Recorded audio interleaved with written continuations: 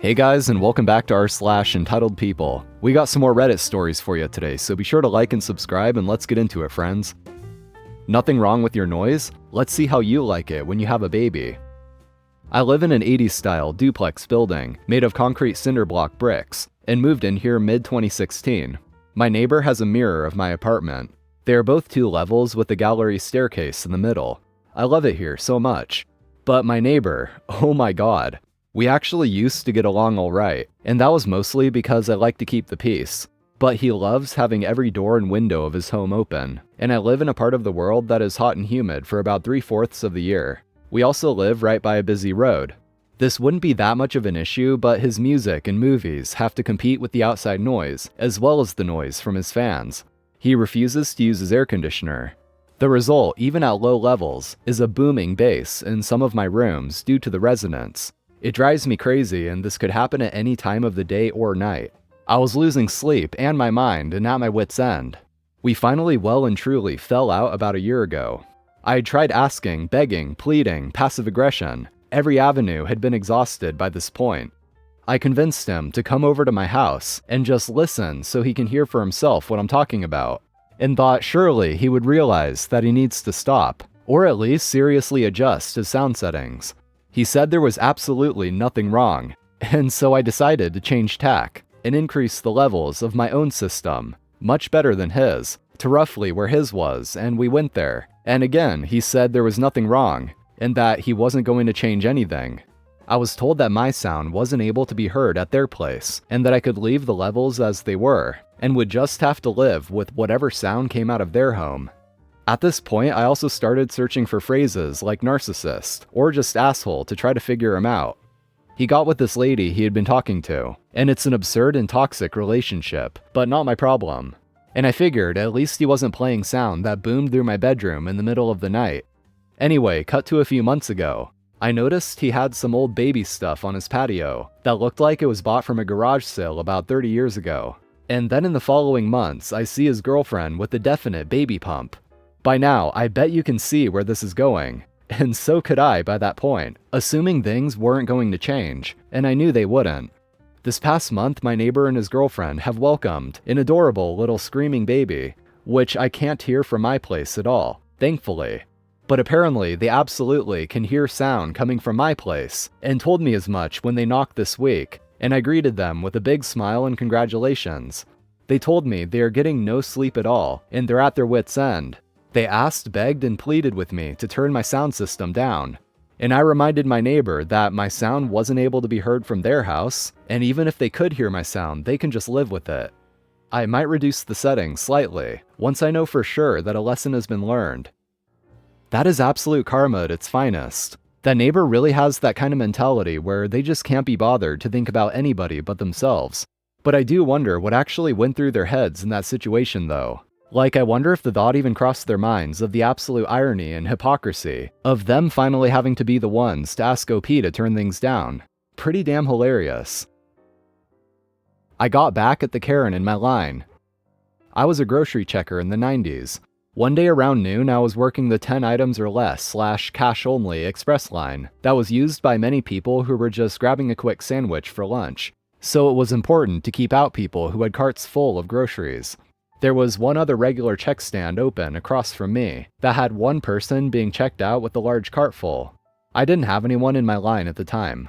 Karen pulls up to the other check stand with the heaping cart and notices me standing there. She asks if I can check her out. I tell her, no, I'm sorry, I have to be available for people grabbing lunch. Over the next 30 seconds, she just stared at me, and then pulled her cart up to my check stand and started putting all of her things on my check stand and says, "You're not doing anything. You can check me out." So I was kind of stuck, so I tried to check her out as fast as I could, and didn't say much. And wouldn't you know it, pretty soon I had a line of about 5 people standing there with their sandwiches and Cokes, glaring at me. Remember, it was a cash lane. So as I am finishing her order, Karen takes out her checkbook and writes a check. Mind you, she didn't start writing it until I was about done. More delay. This was her big mistake. Her address was on the check. So on my lunch break, I got the subscription cards from all the magazines. and proceeded to subscribe her to just about every magazine we carried, and I always checked the 2 years, bill me later option. I even signed her up for the Columbia Music Club, and I picked the very worst records. Weeks later, when she started getting all of the mags and bills for them, I was probably one in a long string of cashiers she was rude to. Winner, me. Force me to get rid of my pet bunny? Enjoy the bunnypocalypse. When I was 9, a new neighbor moved in across the street. They had a 9-year-old girl who had 2 pet bunnies. I became fast friends with the new neighbor, and several of the neighborhood kids would regularly come by her house to play with the bunnies. For 2 years, everything was fine. No one had issues, and we all lived happily in our white picket fence neighborhood. Enter HOA A-hole. Now, HOA A-hole lived on the other side of the new neighbors. Our HOA was fairly reasonable. Don't paint your house neon pink, cut your grass, otherwise you're safe. But HOA A-hole was high-ranking on the board, and had a tendency to nitpick about stupid things. After 2 years, HOA A-hole had gotten bored, and decided it was a problem that the new neighbors had bunnies. Why? Because deep in our HOA bylaws it states that you cannot have any non-domesticated pets. Bunnies, even though theirs had never been left outside or hurt any of the kids, were considered non-domesticated. HOA A-hole made a stink to the board and insisted that something be done immediately. The HOA sends a letter that the bunnies get gone ASAP, or the fines would start accumulating. The new neighbor tried to go talk to the HOA A-hole and explain that they're his daughter's pets, harmless, etc. HOA A-hole wanted none of it, smirked, and told his daughter to tell bugs bye-bye. What HOA A-hole didn't know is that the new neighbors were only a few weeks away from moving back across the country to be closer to family. They'd done a private sale on the house, no signage outside, and most people didn't even know. The new neighbor could have just ignored the letter and he would have been gone before the fees could hit. But no, that would be too easy. What did he do instead?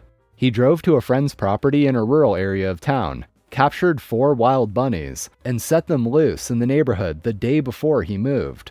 And boy, did those bunnies do what bunnies do. And where did they do it? In HOA A-hole's backyard, where he and his wife had spent years creating a bushy, flowery oasis. Within a month or two, the bunny population doubled, a few more, and it tripled. Within a few months, our neighborhood was overrun. For the most part, they were harmless, stayed out of the way, and added a homey feel to our yards. For HOA A-hole, it was havoc on his beautiful yard, and he spent months petitioning that the HOA eradicate them, to no avail. 20 years later, and the neighborhood is still a bunny hideaway. HOA A-hole still lives there, and has long given up on protecting his beautiful backyard from the bunnies, all because he wouldn't leave a 9-year-old girl's pet bunnies alone. So just like the last HOA story we read, this is yet another case of the HOA not doing their research when they wrote the rules, because they seem to think that the term domesticated animals only applies to dogs and cats and whatnot. But it's not hard to find out from a quick Google search that domesticated animals include not only bunnies, but also goats, pig, cattle, sheep, donkeys, horses, alpacas, and the list goes on.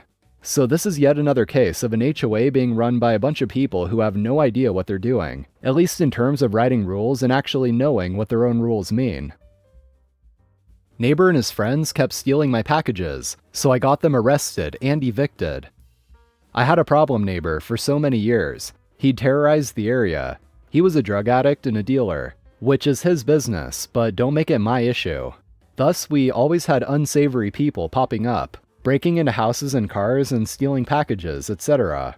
I know it's to do with him because he had previously admitted that it was his friends doing it, and I've seen on CCTV from other neighbors showing his friends damaging cars, etc. He's stolen bank cards that came in the mail, makes the most obnoxious amount of noise that wakes me up, and his friends/fiends almost always ring my bell in the dead of night around 2 or 3 a.m. I've shouted at them so many times and have argued with them too. My neighbor has also been in prison multiple times for various things, including very serious crimes, so he would do well to keep his head low as a free man, you'd think. We live in a house converted into apartments, where there are 4 apartments and a main area downstairs to walk through, / where the mail goes. He always leaves the main door open, which I'd ask him not to, so his friends can come and go. Sometimes they'd kick the door down and trash the area. Whenever I'd get a package and I wasn't home, the crappy couriers would leave the package unattended in the front garden or the main area outside my door, despite me instructing them not to. My package would be stolen by my neighbor or his friends in seconds. This went on for years, and when confronted, he'd deny it, but I knew it was him. The other 2 apartments are old people who I am friendly with, who also dislike him. The issue is, I never had any proof. I once called the police after he wrote a note to me, apologizing for his friend stealing my package, but that went nowhere. This time, I wasn't going to let my over 250 British pound worth of stolen packages go amiss. I put up a camera in the main area. I saved the boxes from some other packages, and placed an apple and some plastic bags in there for weight, set them outside, and within 5 minutes, they were stolen by his friend, who hadn't seen the camera. Gotcha. I called the police, who commended me on my setup skills, and they came over, but by the time they did, the guy had left the building, with packed bags that were definitely filled with drugs to sell. They told me they'd look out for him.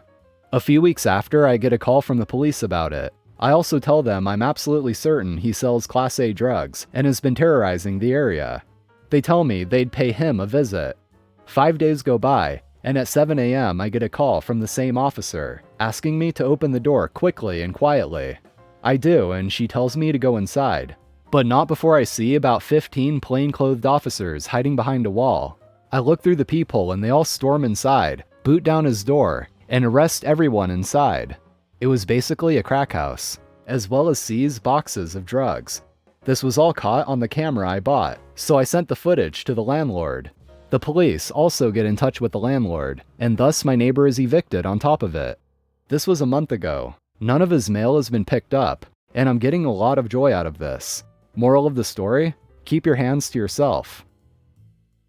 Karen reports niece for underage drinking on her 18th birthday. So recently, my niece turned 18, and she wanted to celebrate it by having a small party at her local drinking bar. Keep in mind we're both from the UK, and 18 is the legal drinking age over here. Not sure if it's the same in any other countries, such as the US. So anyway, she had invited a small group of friends along, and everything had been going well and she was having a nice time. Fast forward about an hour or so later, 2 police officers turn up, and they tell my niece that someone had made a complaint against her for underage drinking in a bar, despite that there was clear evidence that she was celebrating her 18th, her wearing an 18th birthday sash, plus some balloons and banners that clearly said Happy 18th, etc.